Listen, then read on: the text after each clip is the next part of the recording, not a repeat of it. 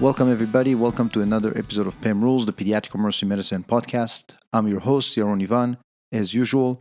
And today I have a discussion with Sophia Wang, a PEM Fellow who some of you may know. She's been with us in the past. Sophia would like to discuss with us how she applied some of the PEM rules to some of her patients and how valuable they were. So welcome, Sophia, back to the show.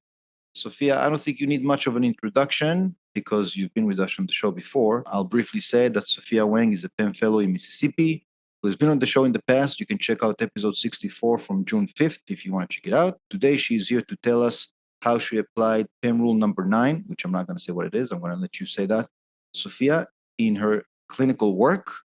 So thank you, Sophia, for coming back. What do you have to tell us? Hi, I'm excited to be back here again to talk about my experience. And today, what I really would like to talk about is PEM rule number 9, one of my favorite rules in general in pediatrics.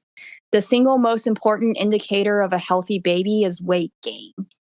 And my first experience with this was actually before I even went to med school.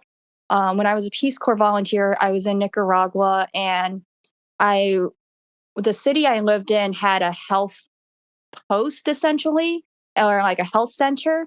And the nurses and the staff there would go out to the rural communities every day, a different rural community every day, to provide medical care to the folks there.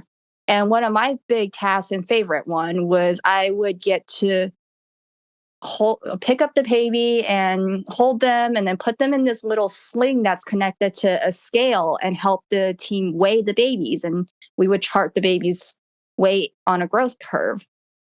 And this in like rural areas of Central America would tell us a lot about how the family was doing overall and if they would need more resources or anything like that. For the most part, our American babies grow very well since usually we have a good supply of formula supplementation if mom isn't able to breastfeed. So in a way, it's even more concerning if a baby here isn't gaining weight well. So when their weight isn't where it should be, there's a good chance that there's an underlying medical issue going on then, and it's not just a matter of nutrition and food supply. Very interesting story. I completely agree.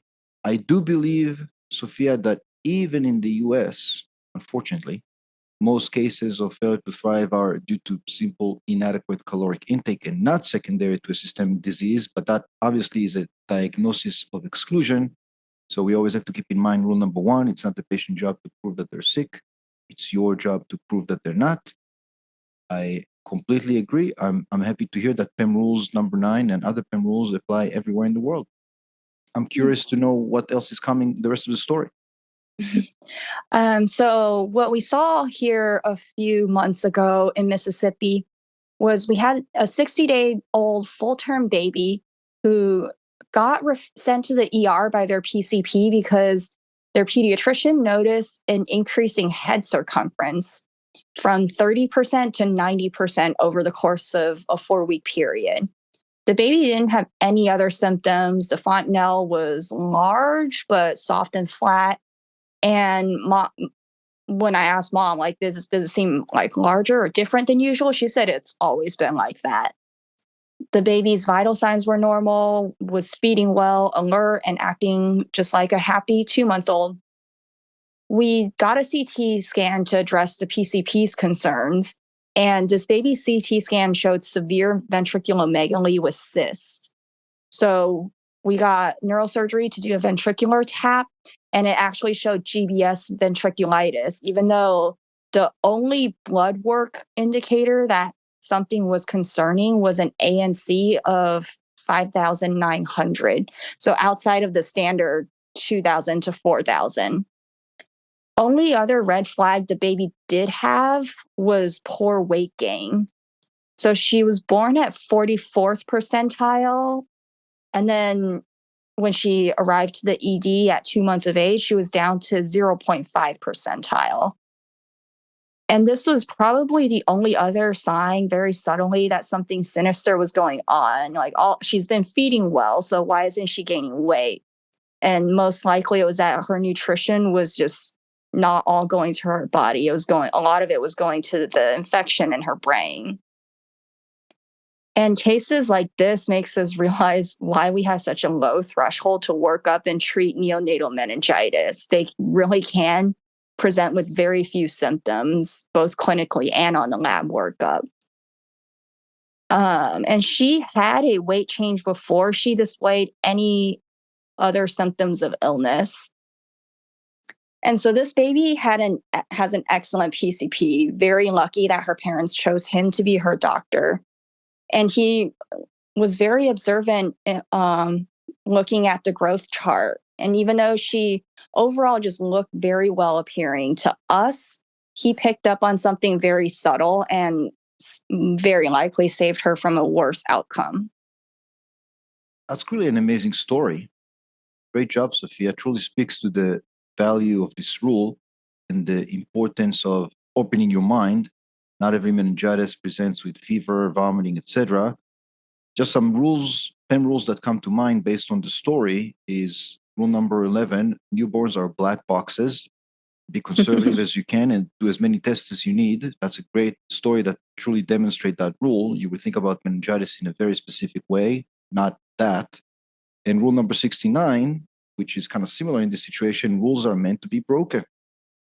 Not every patient presents like we learn in the books. Some kids with appendicitis have a left lower quadrant pain, etc. So really great story. What else do you think you learned from the story? So I think another important rule that I learned from this case is to address the PCP's concerns. And it's a lot of times PCP may know information about the patient or about the family that we're not able to discern during a short ED visit. So for one, they have more growth chart information, including the head circumference that we don't do in the ER. They may also know family history that the family doesn't realize is important to tell us. And in many cases, the PCP may have different management practices and want to obtain workup that a lot of times I feel like is not necessary. But just kind of similar to how we sometimes obtain labs and imaging workup, within reason, of course, if a parent needs it for reassurance, we should, to a certain degree, extend that courtesy to the PCP as well. Everyone's allowed to practice medicine a little bit differently. And it also doesn't help anybody if the PCP and the ER just keep bouncing the patient back and forth. The PCP thinks this needs workup, send them back to the ER. The ER is like, we don't need workup, send them back to the PCP. And it's just a difficult situation for the family then. And I've actually had this similar experience regarding babies who have hyperbiliary in the past when I was a younger resident. It was in regard to a baby whose bilirubin level didn't quite meet the phototherapy threshold. And at the time, I was like, I am going to practice evidence-based medicine. I will stand by evidence-based medicine. We're not going to give phototherapy if it's not at threshold. We're going to recheck the billy outpatient the next day per the guidelines saying you can check within 24 to 72 hours if it's in the high intermediate risk region. And my attending at the time pointed out that if we just send this patient back to a PCP, most likely the billy is still going to be high, but not at the phototherapy threshold. So then the PCP will just send them back to us. So you can either keep this baby in the hospital for days just to check the billy. Your other choice is to just bounce them back and forth between two doctors who disagree on management. Or you can just put the baby under billy lights. It's low risk, low side effect, like virtually no side effects that we know of, and lower the billy to a point where the PCP just won't feel like they need to send them back. And we chose that third option at the end of the day. And I think in cases like this, it's also fair sometimes to call the PCP if it's during like daytime reasonable hours, just to ask what their reasoning and plan is and see if we can reach an agreement. Saying like, oh, like maybe when you saw them, their clinical status was this. And now I see them that their clinical status is a lot better. So do you truly think we need to do this workup still? And then other times, a PCP might actually reveal information that's very relevant, such as if like a cousin has a G6PD deficiency, or if like the parents just aren't reliable at feeding an infant overnight, or something else going on that we weren't able to get during the visit. It may just end up that we conclude we have different management practices and try to come to an agreement. So those are, again, excellent points, some really great points. And, we're all here for the patients. And I agree with you, Sophia, that direct communication is always, always preferable. Those of you who haven't, I recommend listen to episode 59 from March 27th, which is where I discuss some of those exact issues with a primary care friend of mine in Colorado.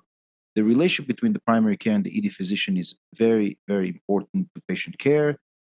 Easier said than done. We've all been in that situation where what the primary care is worried about seems trivial to us. So I agree with you. Calling the primary care and discussing it with them for the sake of patient care is sometimes preferable. I agree 100%. Yeah. So my conclusion from this case, from what I learned with this experience, is number one, always pay attention to the growth chart. We don't measure the FOC in the ED, but the weight trend can tell you how well taken care of a child is, especially if it's a medically complex child. It can also tell us how well managed the underlying conditions are. And in infants that are otherwise normal and well, it may be the first sign of an underlying medical problem. It may just be that the parents aren't feeding as much as they're telling us they are, but we don't want it to be something more underlying that needs more sinister that needs to be addressed right away. And number two, always take the PCP's concerns seriously. The PCP a lot of times does know the patient and the family better than the ER doctors do. And if it does end up just being different opinions on medical manage, we should try to reach an agreement to do what's best for the patient. Those are, again, excellent points. Couldn't agree more. Great job, Sophia. Thank you very, very much for sharing that incredible story. I think this is definitely a story we all can benefit from.